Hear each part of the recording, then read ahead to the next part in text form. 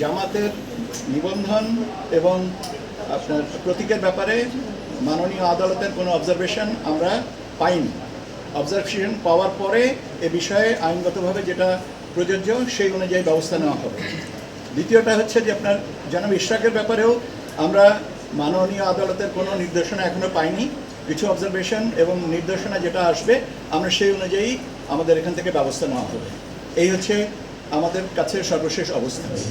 Sir, জামায়াতের প্রতীকের ব্যাপারটা কি হবে? আমি প্রতীকের ব্যাপারেও তো বলেছি যে আইনগতভাবে যেটা প্রাপ্য সেটাই তারা পাবেন। এখন প্রতীকের ব্যাপারে কি অবজারভেশন আছে বা তাদের নিবন্ধনের ব্যাপারে কি অবজারভেশন আছে সেগুলো আমি কোনো ডকুমেন্ট না থাকলে প্রাতিষ্ঠানিকভাবে আমার কোনো কিছু বলার সুযোগ থাকে না।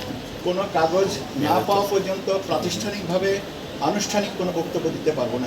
আচ্ছা, অবজারভেশনটা তো থাকবে, অবজারভেশনটা তো কাগজটা পাওয়ার পরে অবজারভেশনটা দিতে হবে। শেষ দিন কি শুরুর দিন এটার ব্যাপারেও আমার একই কথা যে আমরা যতক্ষণ না পর্যন্ত একটা কাগজ আদালতের থেকে পাচ্ছি ততক্ষণ পর্যন্ত এই ব্যাপারে মন্তব্য করা থেকে বিরত থাকতে স্যার, হবে। আজকের পরে আইনগত ব্যাপারটা কোন দিকে গড়াবে স্যার?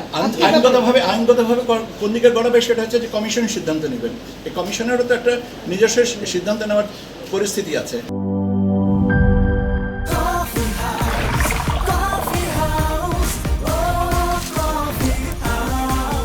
কফি হাউস, প্রতি চুমুকে আড্ডা জমে।